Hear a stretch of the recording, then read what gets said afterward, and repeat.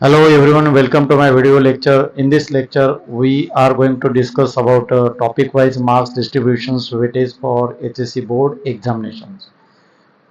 12 science जिन लोगों ने information technology subject लिया है उनके लिए वीडियो बहुत ही इंपॉर्टेंट है। टॉपिक वाइज मार्क्स डिस्ट्रीब्यूशन से पहले हम लोग कितने टॉपिक्स है, कितने इंपॉर्टेंट टॉपिक है, प्रैक्टिकल के टॉपिक कितने उसके बारे में डिस्कस करेंगे। चलिए देखते हैं। इंफॉर्मेशन टेक्नोलॉजी में चैप्टर नंबर 1 में यहाँ पे जो इम्पोर्टेंट टॉपिक है फर्स्ट वाला, जिसका नाम है advance web designing. Second, introduction to SEO search engine optimization. Third, advance JavaScript. Fourth one, emerging technology, IOT, cloud computing, IAI और 5G।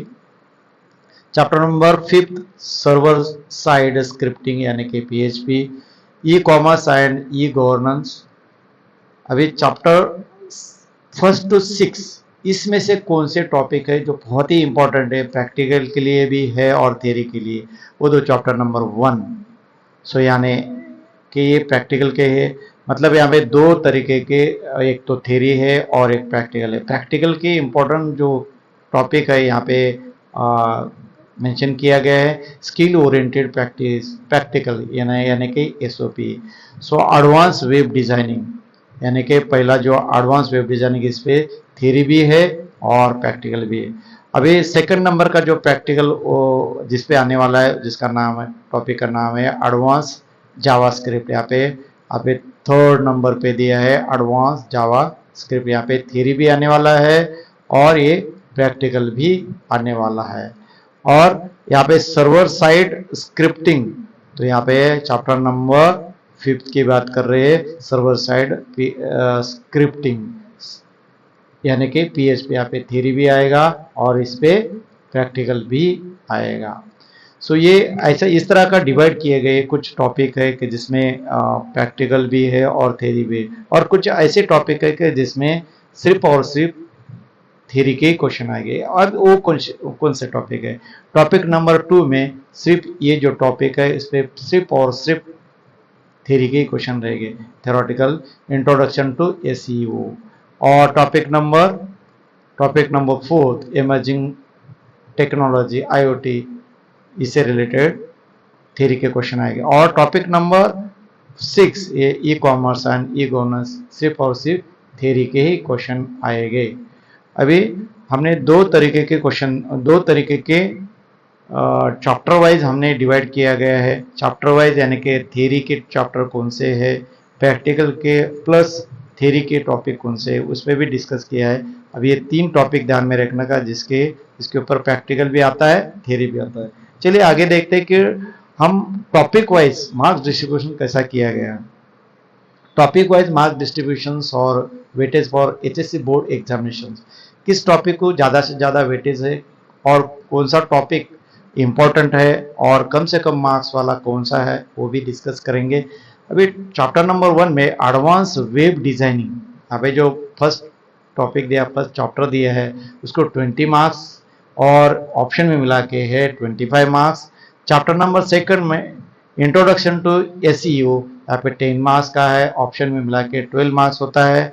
और यहाँ पे chapter number 3 advance JavaScript 15 marks का है, यहाँ पे ऑप्शन मिला के 20 मार्क्स हो जाते हैं। अभी चैप्टर नंबर 4 में इमर्जिंग टेक्नोलॉजी, यहाँ पे 10 मार्क्स का है और फिर ऑप्शन में 12 मार्क्स का है। फिर चैप्टर नंबर 5 में server side scripting PHP 15 marks का, यहाँ पे देयर इज नो ऑप्शन में नहीं रहेगा।